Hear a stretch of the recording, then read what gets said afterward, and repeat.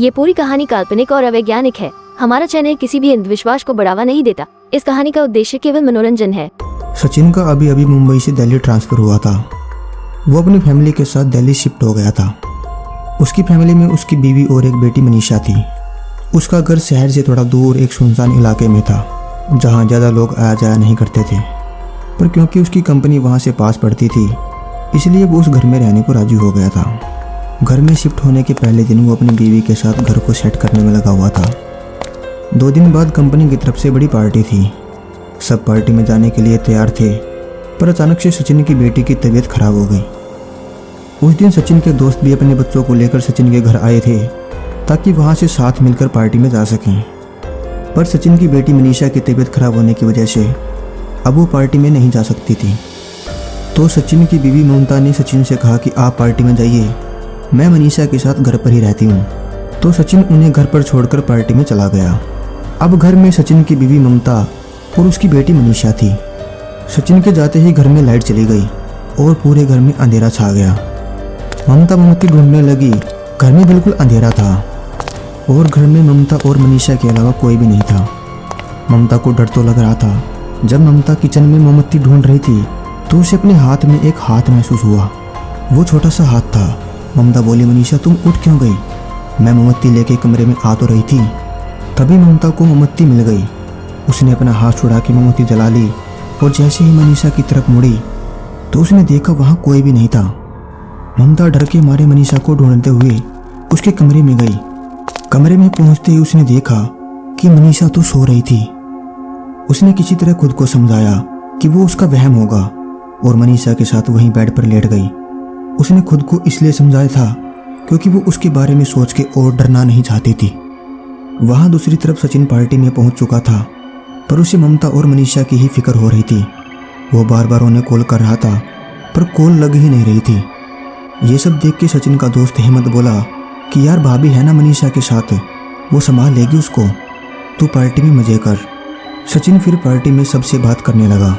वहाँ घर में ममता को किचन में कुछ गिरने की आवाज़ आई और डर के मारे वो उठ गई। आवाज़ सुन के मनीषा की आंख भी खुल गई थी। ममता ने उससे कहा कि तुम यहीं रहो, मैं जाके देखती हूँ, शायद कोई बिल्ली होगी। ममता जैसे ही किचन में गई उसे वहाँ एक मरी हुई बिल्ली दिखाई दी, जिसके शरीर से लगातार खून निकल रहा था। मतलब उसे अभी जल्दी ही मारा होगा। ममता को कुछ समझ नहीं आ रहा था कि वो करे तो क्या करे।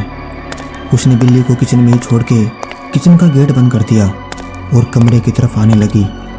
और रास्ते में वो सचिन को कॉल करने लगी, लेकिन सचिन का फ़ोन नहीं मिल रहा था। ममता को कुछ भी समझ नहीं आ रहा था। वो जैसे ही कमरे में पहुंची तो देखा कि मनीषा कमरे से गायब है। वो ज़ोर ज़ोर से मनीषा को बुलाने लगी, पर मनीषा कहीं नहीं दिख रही थी। उसने घर में हर जगह मनीषा को ढूंढ लिया था, लेकिन मनीषा कहीं नहीं दिखी। ममता ने किचन में नहीं ढूंढा था क्योंकि वो खुद उस कमरे को बंद करके आई थी। पर फिर उसने एक बार किचन में ढूंढने के बारे में सोचा और जैसे ही किचन का दरवाज़ा खोला, ममता ये देखकर हैरान हो गई। वो डर के मारे मनीषा को पुकार तक नहीं पा रही थी और अचानक वो वहीं बेहोश हो गई। जब ममता होश में आई तो उसने खुद को कमरे के बिस्तर पे पाया और मनीषा वहीं उसके साथ सो रही थी। उसे कुछ समझ नहीं आ रहा था कि क्या उसने जो भी देखा था वो एक सपना था। उसे विश्वास नहीं हो रहा था। वो उठ के किचन में गई और उसने किचन में बिल्ली की लाश नहीं दिखी। उसे लगने लगा कि उसने कोई बुरा सपना ही देखा था। उधर पार्टी में सचिन एंजॉय तो कर रहा था, पर बार बार उसके मन में अपनी बीवी और बेटी का ख्याल ही आ रहा था। उसके दोस्तों ने उसका मूड ठीक करने के लिए कुछ लोगों को उसके पास बुलाया और साथ में एक बड़ी सी टेबल पर बैठने के लिए कहा। सब आके उसके पास बैठ गए और उससे बात करने लगे। पार्टी में अचानक से पावर सप्लाई खराब होने की वजह से लाइट चली जाती है। चमचमाती पार्टी एकदम से सुनसान हो गई। कुछ बच्चे एक दूसरे को भूत बनकर डराने लगे। कुछ देर बाद लाइट दोबारा आ गई। बच्चों को लोगों को डराते हुए देख सचिन ने बोला, किसने सिखाया इन्हें भूत के बारे में? अरे भूत भूत ऐसी कोई चीज़ नहीं होती। तो वहीं टेबल पर बैठे एक इंसान ने बोला, नहीं भाई साहब, भूत तो होते हैं, मैंने देखा है।